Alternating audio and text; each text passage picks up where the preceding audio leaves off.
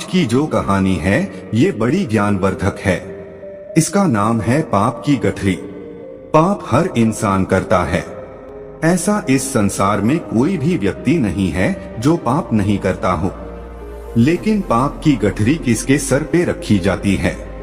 कौन है वो व्यक्ति जिसके सर पे पाप की गठरी रखी जाती है और वो संसार का सबसे बड़ा पापी होता है? आज की कहानी में आप इसको जानेंगे। आज की जो कहानी है बड़ी पावन और पवित्र कहानी है।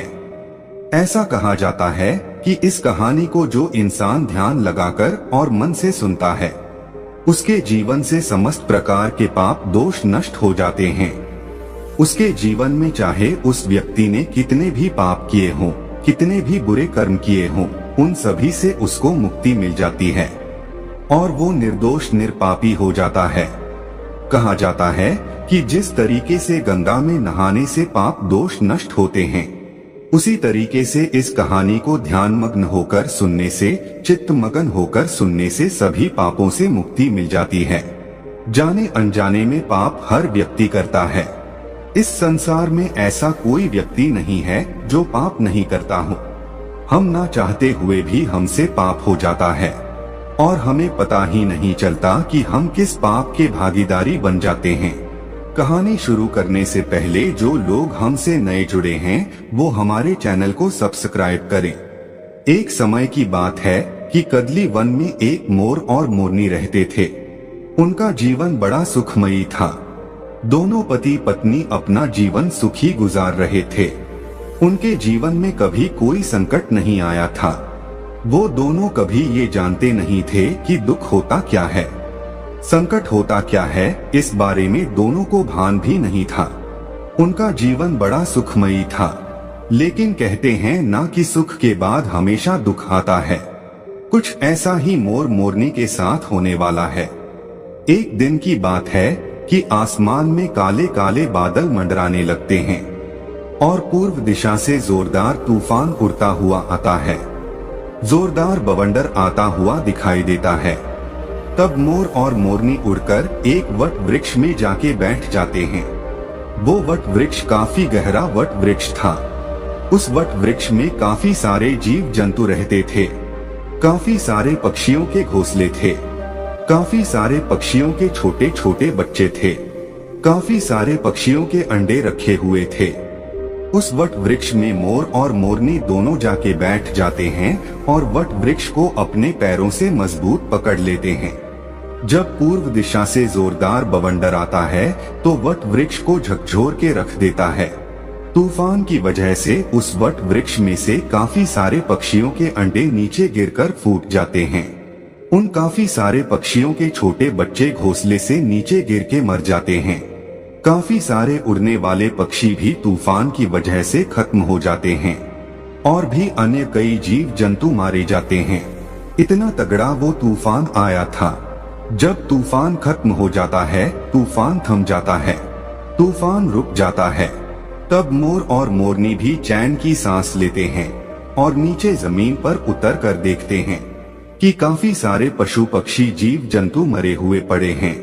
काफी सारे छोटे छोटे बच्चे भी मरे हुए पड़े हुए हैं।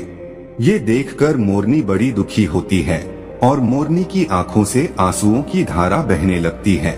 मोरनी मोर से कहती है कि पिया जी, आज हमसे बड़ा भारी पाप हुआ है और हम बड़े भारी पाप के भागीदारी बन गए हैं, क्योंकि हमारे रहते हुए इतने सारे पक्षी, इतने सारे पक्षियों के अंडे और पास में इतने सारे जीव जंतु मरे पड़े हैं। हमारे रहते हुए इतने सारे जीव जंतु मर चुके हैं, इसलिए ये सारा पाप तो हमें लगेगा। यही सोचकर मोरनी बड़ी दुखी होती है। मोर मोरनी को काफी समझाने की कोशिश करता है, लेकिन मोरनी को एक भी बात समझ में नहीं आती है। मोर कहता है कि हम पाप के भागीदारी नहीं है, कि पाप का भागीदारी वो है जो ये बवंडर को लेके आया है और इस बवंडर की वजह से काफी सारे जीव जंतु मर चुके हैं, इसलिए हम पाप के भागीदारी नहीं हैं। लेकिन मोरनी मोर की बात को सुनने के लिए राजी नहीं थी, तो मोर मोरनी को एक ऐसे सुनसान स्थान पर ले जाता है और मोरनी से कहता है कि मोरनी, मैं तुम्हें एक कहानी सुनाने जा रहा हूँ। इस कहानी को तुम ध्यान से सुनिएगा और इस कहानी के माध्यम से तुम्हें ये पता चलेगा कि सबसे बड़ा पाप का भागीदारी कौन होता है। तब मोर मोरनी को कहानी सुनाता है और मोरनी बड़े ध्यान से चित्तमगन होकर उस कहानी को सुनती है। मोर कहता है कि एक नगर में एक राजा रहता था। वह राजा बड़ा दयालु प्रवृत्ति का था। तो राजा विचार करता है कि मैं रोज 100 अंधे लोगों को खीर का भोजन खिलाया करूंगा। अब राजा यह निर्णय लेता है कि मैं रोज 100 अंधे लोगों को खीर का भोजन खिलाया करूंगा। वो राजा 100 अंधे लोगों को खीर खिलाता था। अब उसको काफी दिन निकल जाते हैं। काफी समय से वो अंधे लोगों को खीर खिलाता रहता है। लेकिन एक दिन की बात है कि जिस दूध से वो राजा खीर बनवाया करता था, उस खीर में एक सांप जाता है और सांप उस दूध में मुंह दे करके उसमें जहर उगल देता है। इस घटना का किसी को पता नहीं था कि दूध में सांप ने जहर मिला दिया है।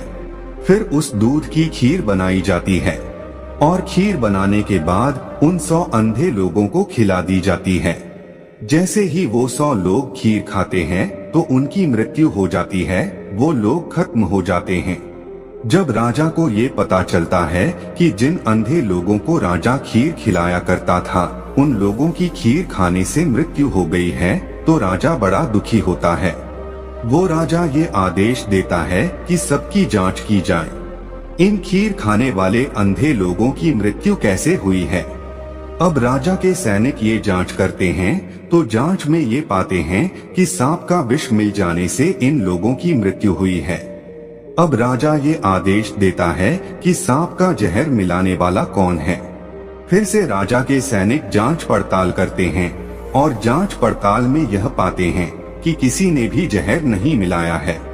उस जांच पड़ताल में ये पाते हैं कि किसी भी मनुष्य ने, किसी भी व्यक्ति ने खीर में जहर नहीं मिलाया है। उनको ये पता चलता है कि कोई काला सर्प यहाँ पर आया था और उसने इस दूध के अंदर जहर मिला दिया है। उसके बाद राजा बड़ा दुखी होता है और राजा सोचने लगता है कि इन 100 लोगों की हत्या का पाप मुझे लगेगा। मैं ही सबसे पाप का भागीदारी हूँ, क्योंकि मैं ही इन अंधे 100 लोगों को खीर का भोजन खिलाया करता था। लेकिन अब इन लोगों की खीर खाने से मृत्यु हो गई है, इसलिए मैं बड़े पाप का भागीदारी हूँ। ये सोचकर राजा अपने राजपाट को त्याग देता है और सोचने लगता है कि क्यों न मैं किसी जंगल में जाके और भगवान की भक्ति करूं, अपने इन पाप का प्रायश्चित करूं। यही सोचकर राजा राजपाट को छोड़कर और भगवान की भक्ति करने के लिए अपने राज्य से रवाना हो जाता है। राजा दिन भर चलता है, काफी दूर निकल जाता है, काफी दूर पहुंच जाता है। अब राजा को संध्या काल का समय हो जाता है। तब राजा एक नगर में जाता है और नगर के चौपाल पर काफी सारे लोग बैठे हुए थे।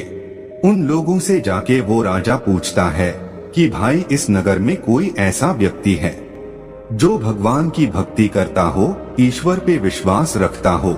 यदि ऐसा कोई इस नगर में व्यक्ति है तो आप मुझे बताइए, क्योंकि मैं ऐसे लोगों के घर ही जाके रुकूंगा जो भगवान में विश्वास रखते हो और भगवान के भक्त हो।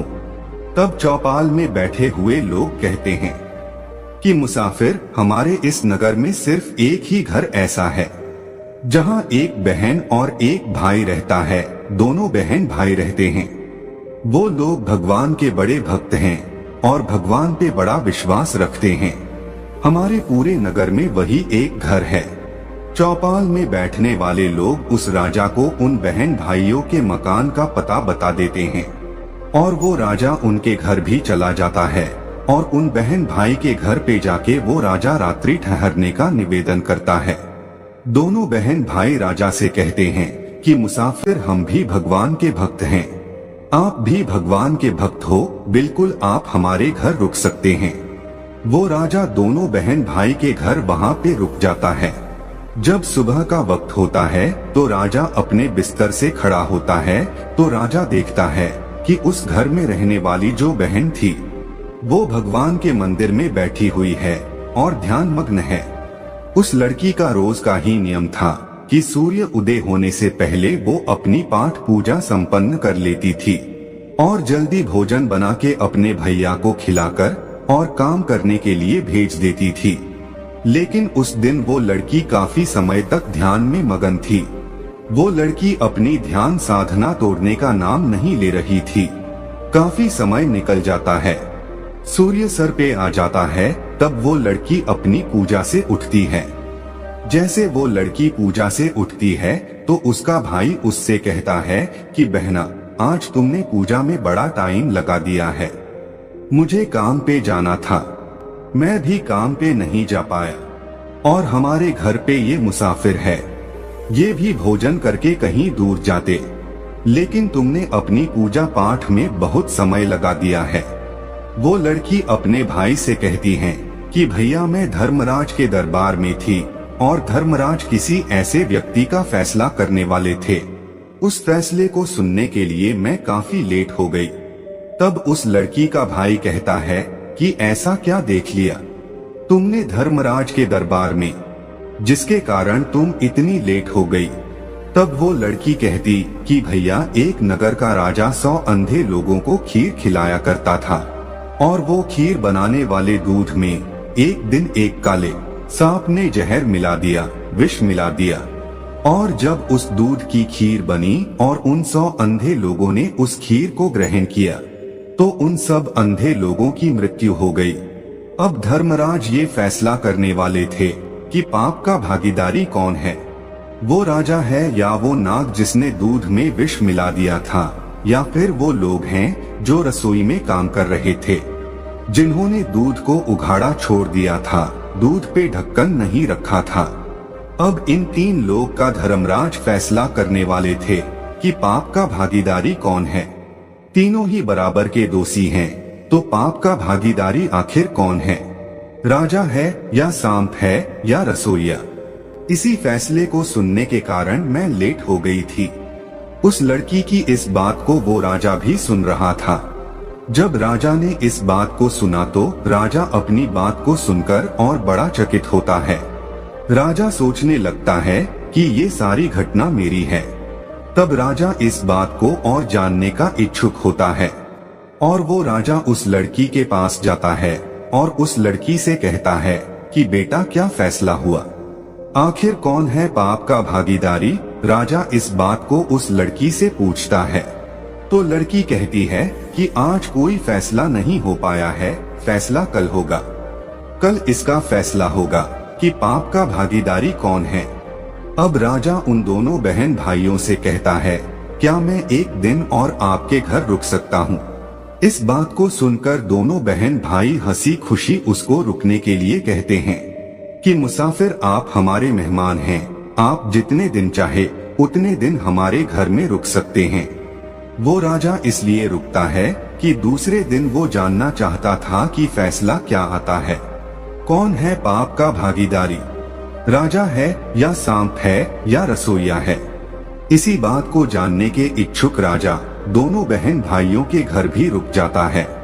उधर चौपाल पे रहने वाले जो लोग थे, चौपाल पे बैठने वाले जो लोग थे, वो लोग बातें करते हैं और वो लोग कहते हैं कि कल जो मुसाफिर इन दोनों बहन भाई के घर पे आया था, ये मुसाफिर कुछ ठीक नहीं लगता है, सुंदर लड़की को देखकर, और ये मुसाफिर यहाँ पे ठहर गया है। कल तो ये मुसाफिर कह रहा था कि एक रात रुकेगा, लेकिन ये अब दूसरी रात भी अभी रुकना है। लगता है ये मुसाफिर इस लड़की को लेके जाएगा, लगता है ये मुसाफिर इस लड़की की इज्जत लेके जाएगा, लगता है ये मुसाफिर इस लड़की को लेके भाग जाएगा। इस तरह की बातें चौपाल पे बैठने वाले लोग करते हैं। चौपाल पे बैठने वाले लोगों की इन बातों को वो राजा भी सुन लेता है, लेकिन राजा उनको कोई जवाब नहीं देता है। राजा बिल्कुल मौन रहता है कि राजा को सिर्फ यही जानना था कि पाप का भागीदारी कौन है। जैसे ही दूसरा दिन होता है, वो लड़की ब्रह्मा मुहूर्त में ही पूजा में बैठ जाती है और ध्यान में मगन होके ध्यान करती रहती है। लेकिन उस दिन वो लड़की बड़ी जल्दी अपनी पूजा से उठ जाती है। जैसे ही वो लड़की अपनी पूजा से उठती है तो वो राजा उस लड़की के पास जाता है और कहता है कि बेटा, क्या फैसला हुआ, कौन है पाप का भागीदारी, राजा है या सांप है या रसोइया है। जब वो लड़की कहती है कि मुसाफिर, तीनों में से कोई पाप का भागीदारी नहीं है। पाप का भागीदारी तो वो लोग हैं जो चौपाल में बैठ करके बात कर रहे हैं। वो लड़की कहती है कि मुसाफिर, धर्मराज के दरबार में आज ये फैसला हुआ है कि सबसे पहले जो पाप के भागीदारी था वो सांप था। लेकिन सांप अपनी भूख शांत करने के लिए उसने दूध में मुख दिया था और दूध पीने के बाद वो वहां से चला गया। अब इसमें सांप का कोई दोष नहीं था, क्योंकि भूखे को भोजन बहुत जरूरी होता है, इसलिए सांप का कोई दोष नहीं था, तो सांप का पाप माफ कर दिया जाता है। उसके बाद नंबर आता है राजा का, क्योंकि राजा ही खीर बनवाया करता था, इसलिए दूसरा नंबर राजा का आता है। लेकिन राजा भी स्वयं अपने हाथों से काम नहीं कर रहा था, राजा भी दूसरे लोगों को पैसे देकर उस कार्य को करवाता था। परमार्थ का काम राजा कर रहा था, इसलिए राजा को भी निर्दोष घोषित किया गया है। राजा भी पाप का भागीदारी नहीं है। तीसरा नंबर आता है रसोइयों का। रसोइयों को भी पाप का भागीदारी नहीं बनाया गया है। फिर से राजा पूछता है, तो फिर पाप का भागीदारी बना कौन? लड़की कहती है कि सबसे बड़ी पाप के भागीदारी वो लोग हैं जो चौपाल पर बैठकर और उस राजा की निंदा कर रहे हैं, उस राजा को खरी खोटी सुना रहे हैं, भला बुरा कह रहे हैं, अपने घर का अनाज खाकर दूसरे की निंदा कर रहे हैं। वो लोग सबसे बड़े पाप के भागीदारी हैं। जो चौपाल में बैठकर वो लोग उस मुसाफिर के बारे में कह रहे थे कि मुसाफिर सुंदर लड़की को देखकर और इस घर में रुक गया है और इस लड़की को लेके भागेगा, इस लड़की की इज्जत लेके जाएगा, उन लोगों को सबसे बड़ा पाप का भागीदारी बताया गया है। मोर मोरनी से इस बात को कह रहा है और मोरनी बड़े ध्यान से सुन रही है। मोर मोरनी से कहता है कि मोरनी, सबसे बड़े पाप के भागीदारी वो लोग होते हैं जो एक दूसरे की निंदा करते हैं, वही होते हैं सबसे बड़े पाप के भागीदारी। उन लोगों के सर पे पाप की गठरी को रखी जाती है। जो लोग एक दूसरे की निंदा करते हैं, उन लोगों के सर पे पाप का बोझा धरा जाता है। जो लोग एक दूसरे की तेरी मेरी करते हैं, मोरनी के मोर की ये बात समझ में आ जाती है और मोरनी अपने दिल को संतुष्ट करती है। मोरनी सोचने लगती है कि अब हम पाप के भागीदारी नहीं हैं। पाप के भागीदार तो वो हैं जो निंदा करते हैं। अब मोरनी अपने दिल को संतुष्ट कर लेती है। मोर मोरनी से कहता है कि प्रिय, कि संसार में जो इंसान सुखी रहना चाहता है वो कभी भी किसी की निंदा ना करे। जो लोग निंदा करते हैं वो पाप के भागीदारी हो जाते हैं। उन लोगों के पाप के भागीदारी वो लोग बन जाते हैं जो निंदा करते हैं। उन लोगों का सारा पाप उनके सर मढ़ दिया जाता है जो लोग निंदा करते हैं। जो लोग दूसरे की खुशी को देखकर दुखी हो जाते हैं और फिर उनकी निंदा करने लगते हैं, उन्हें हमेशा नीचा दिखाने की कोशिश करते हैं, वही लोग सबसे बड़े पाप के भागीदारी होते हैं। दोस्तों, ये कहानी यहाँ पर खत्म होती है।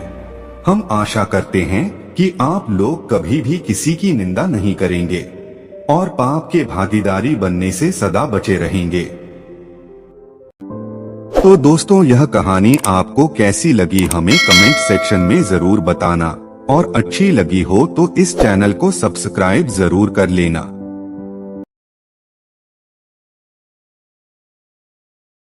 Thanks for watching. Please subscribe.